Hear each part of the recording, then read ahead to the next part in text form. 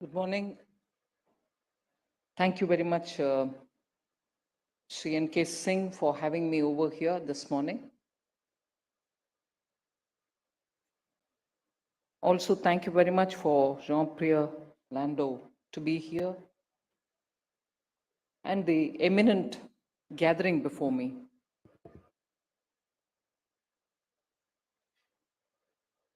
At a time when the world is seeing so many major changes, changes may not be the right word. Churning probably it is, because when you change something, you probably know where you're going. And when you change something, you also probably can see a path towards some destination. But the churn that is happening now is the kind of thing on which no two persons can agree as to what it's going to result in. So when we are meeting today at a time when not one churn, but several churn all simultaneously happening, I see more a duty and responsibility for all of us, even before we lay down what we want to do. And the duty or the responsibility, I would think, is to, in this circumstance, what is the kind of path or what is the kind of adjustment that the global economic order, big canvas, but global economic order will have to ready itself for. And since we are sitting in India and talking about it, specific things that India at this stage will have to do, keeping the future generations in mind, and particularly with the comfort that there is a government which is receptive to inputs coming from different experts, scholars, observers of the economy, and so on. So a government which is ready to listen within India, but globally, because the challenges are having spillover across the board, important to have good outcomes from this kind of 2 or 3 days session where great minds are putting into the thought process their own inputs. We need to have some thoughts to be shared globally as well. So I'm setting before you my little expectation from this 3-day session. But I'll also place before you those concerns which are in my mind even as I talk. Globally, we don't need to hesitate any longer to say the multilateral institutions, not just banks, development banks, but even otherwise, whether it's the UN, the Security Council, or any other, WHO, WTO, are less than effective from where they were made into institutions, from at the point when they were brought in. The level of effectiveness by their interventions that they were to bring in the global scenario is today at less than ideal position. Now, because they've become less effective, we've reached a stage where what we took for granted is no longer to be taken for granted. We thought that if there is a disruption somewhere, the WTO would come into play. If there is a huge big pandemic, the WHO would come to play. Similarly, in developmental agenda of different countries at different levels of development, there would be timely and periodic interventions with which you will see some change with the spirit of inclusiveness so that less developed countries will also have some traction towards achieving their aspirations.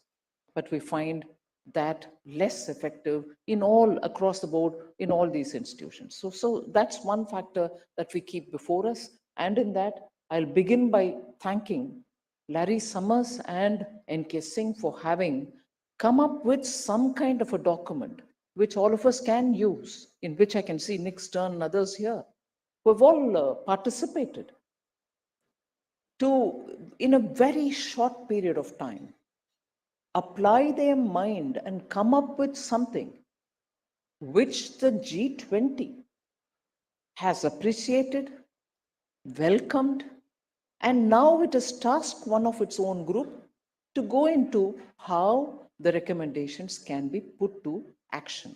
So the Brazilian presidency next is going to have to take that task on. But with the G20 members all being on board in one voice, you have a good task cut out for the next presidency. But that underlines the fact that everyone agreed that indeed these institutions will have to be reformed.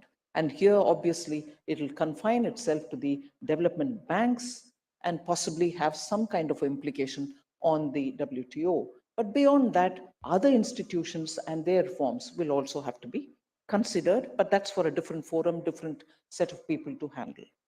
The second I would like to highlight is globally the strategic blocks that have been since the Cold War days, which gave a sense of being together for one set of group and the other set of group and a third set of group and so on, the non-aligned movement or anything else like that globally, now are reshaping themselves. They are no longer in the same frame in which they were earlier. Newer entrants are getting into one block. Some entrants are from totally ungrouped formations earlier, or people are falling out of a group. And in this, what is the impact for economy? Yes, certainly it has an impact because the supply chains get influenced because of that.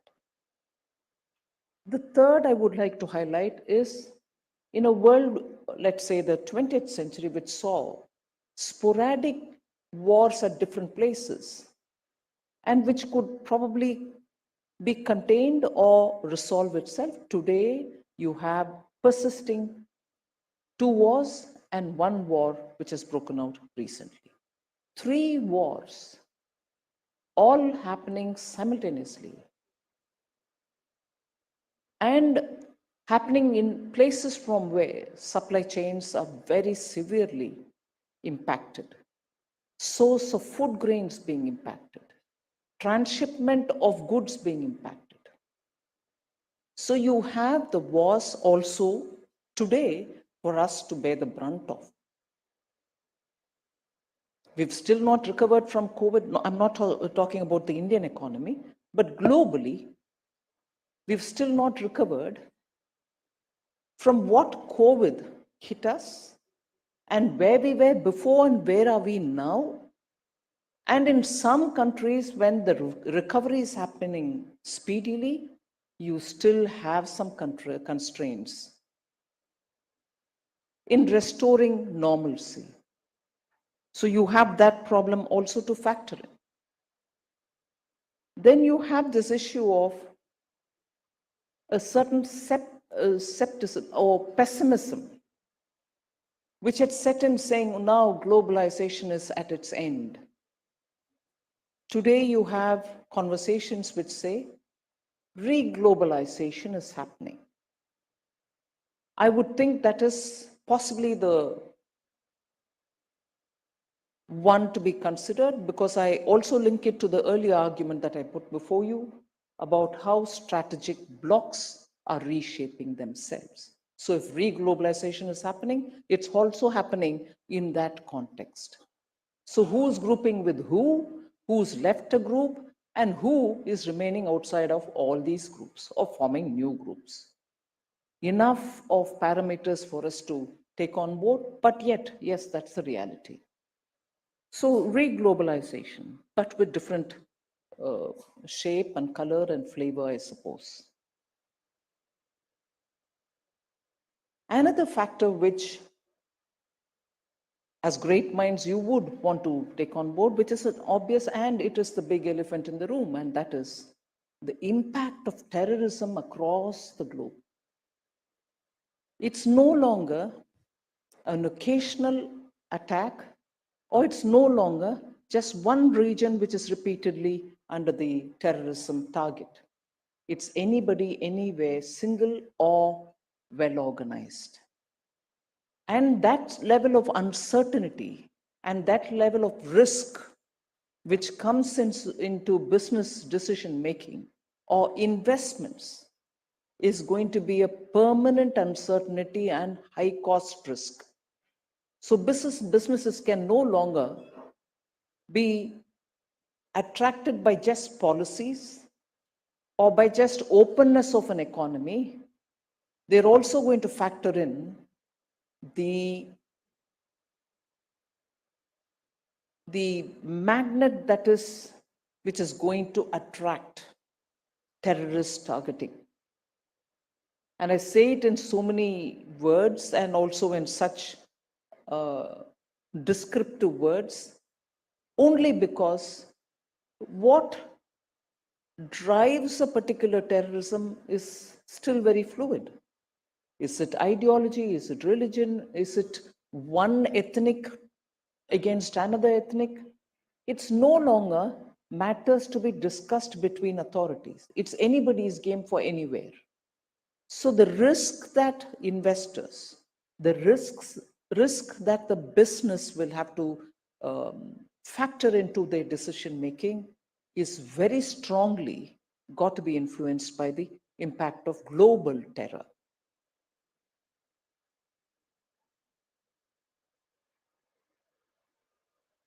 Fragmentation as a result. You can always link it to so many different points that I had already mentioned. And as a result, what is that fragmentation going to do to your plans of globalization?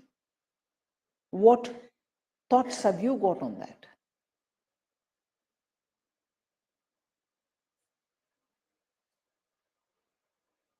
The globe now, or all of us now, will also have to think about where do we source our food from?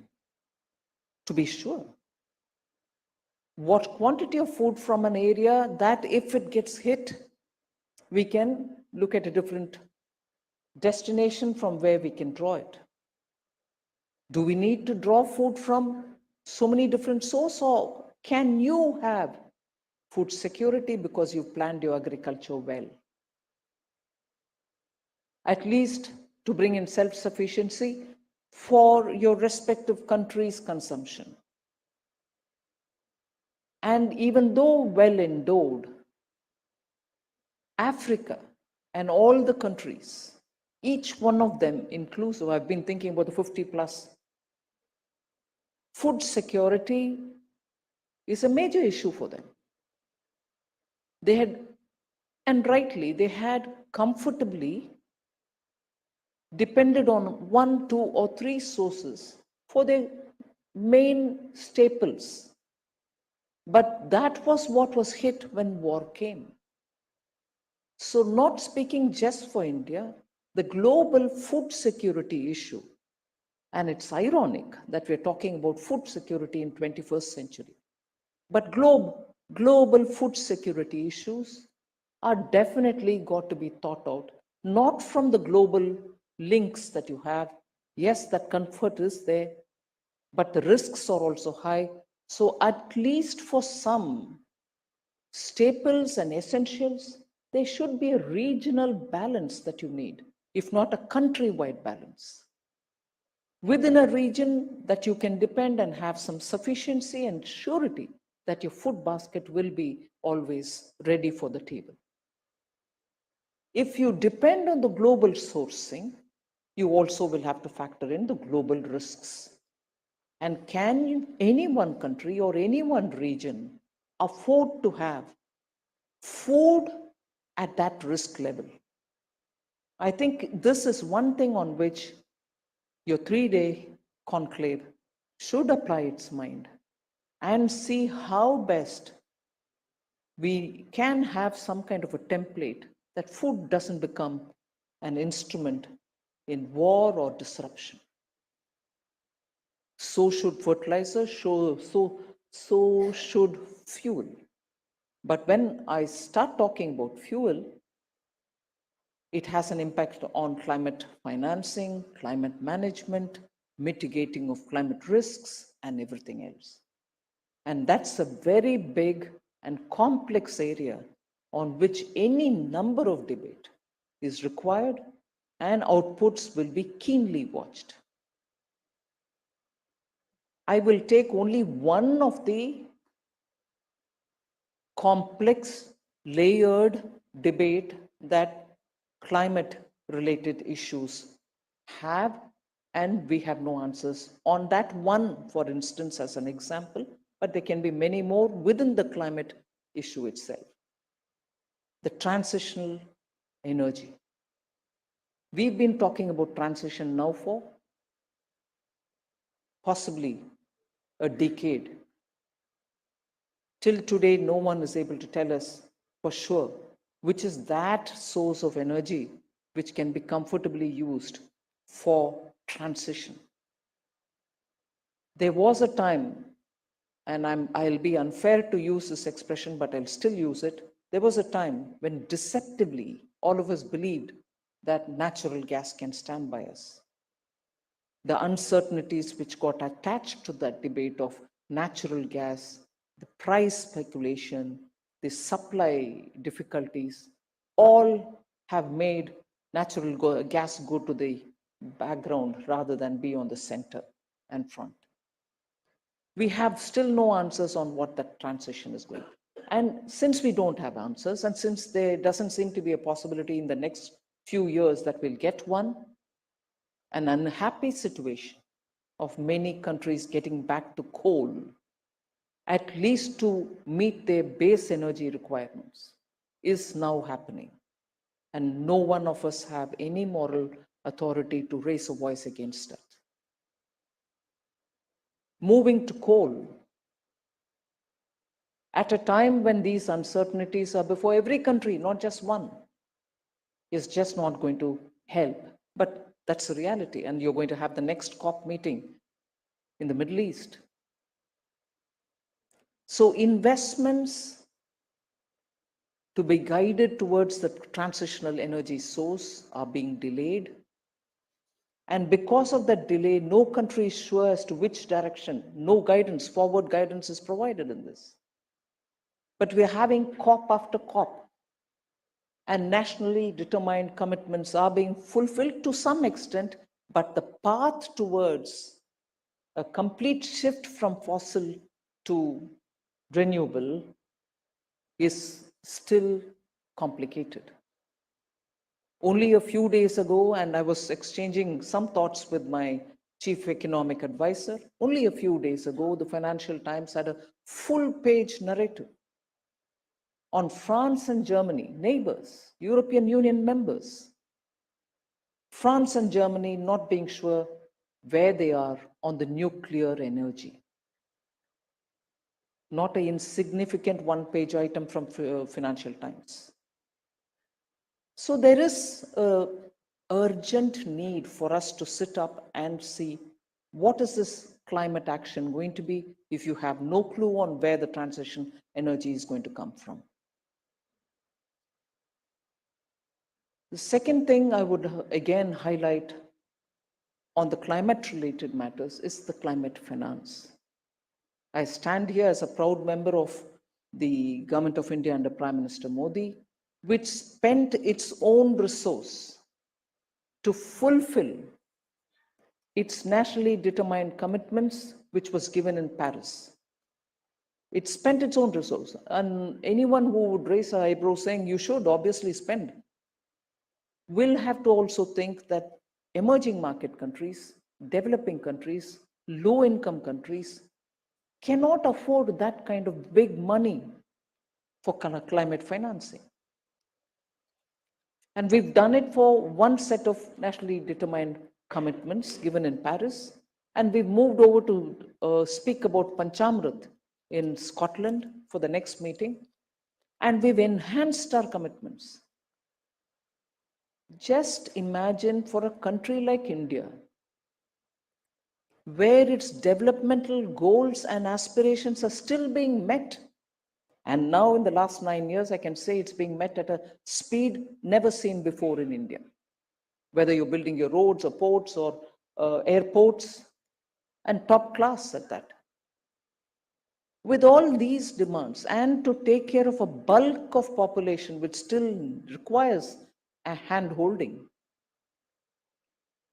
where will the money come from? And I can be that one single country which, if it doesn't contribute to this quick transition towards renewable energy, the global targets will also get hit because we are a large country, large population, dependent on fuel because it is now that they're coming up in their lives.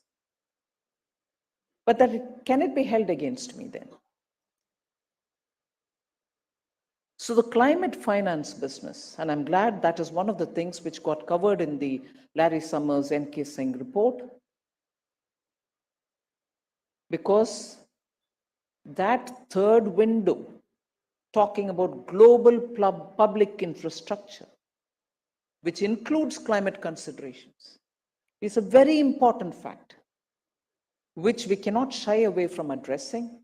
And there is some kind of light being thrown on that subject, which again, all of us would want to look at.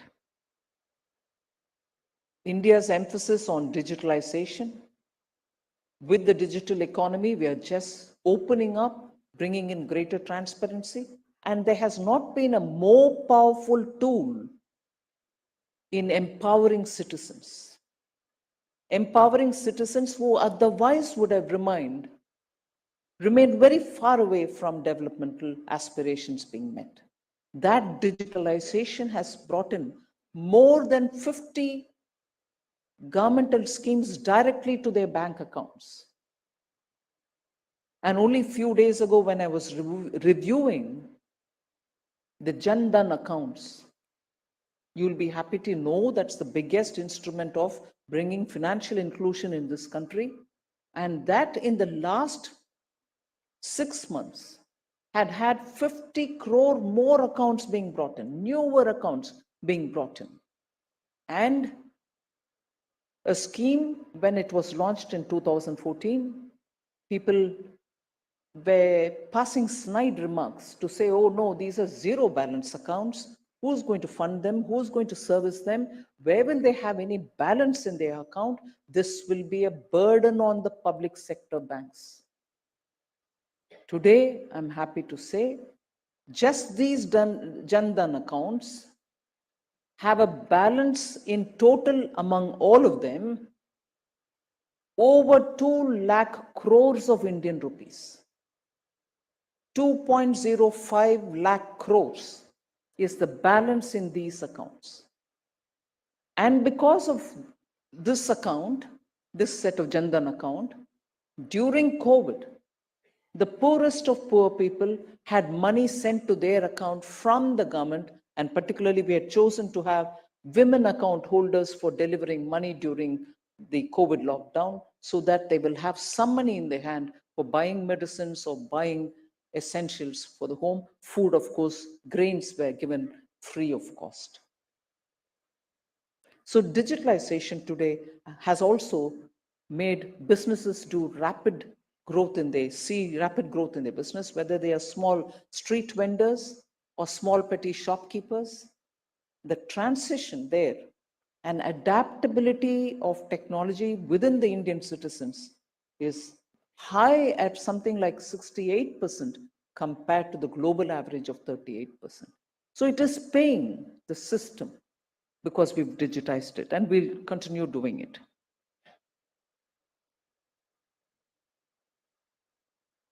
Two thoughts which I leave with you before I conclude. This is an era, I would think, and of course, Honorable Prime Minister speaks about it, saying we are going towards 2047.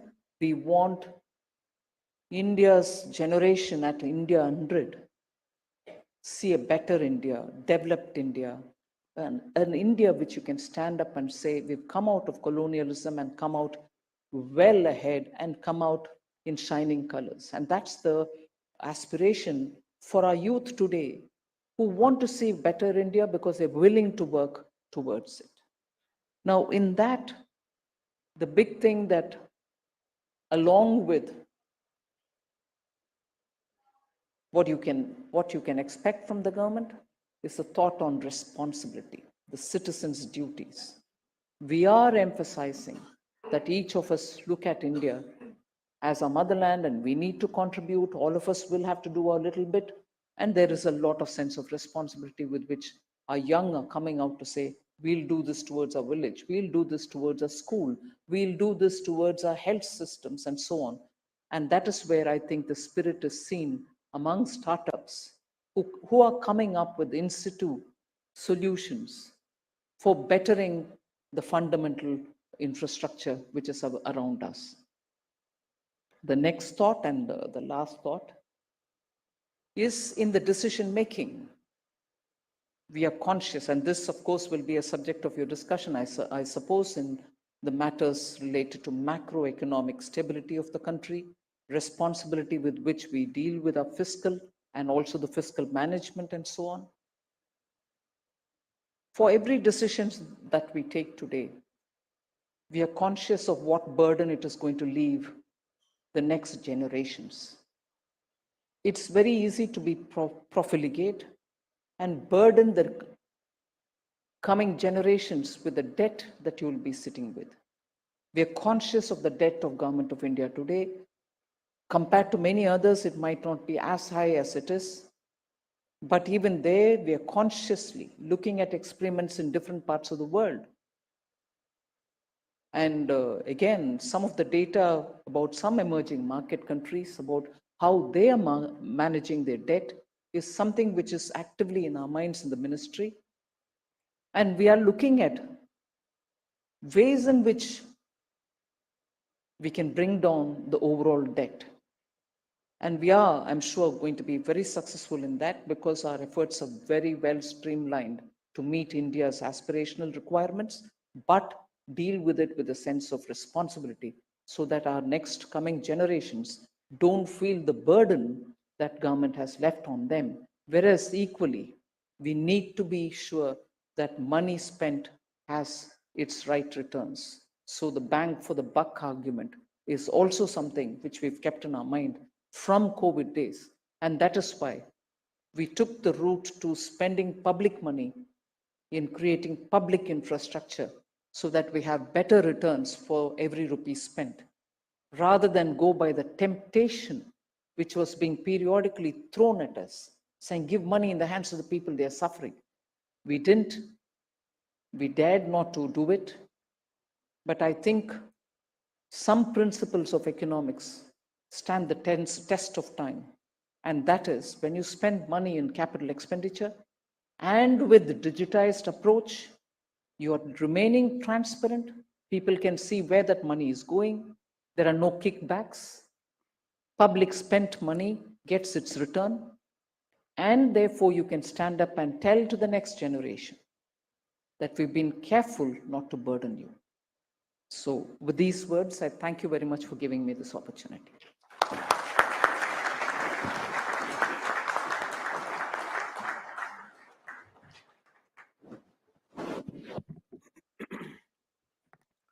Well, thank you very much, Minister, for those wide-ranging remarks covering a gamut of subjects, both international and with a national focus on many of these. I have the pleasure of now inviting Jean-Pierre Landau, Associate Professor of Economics at Science and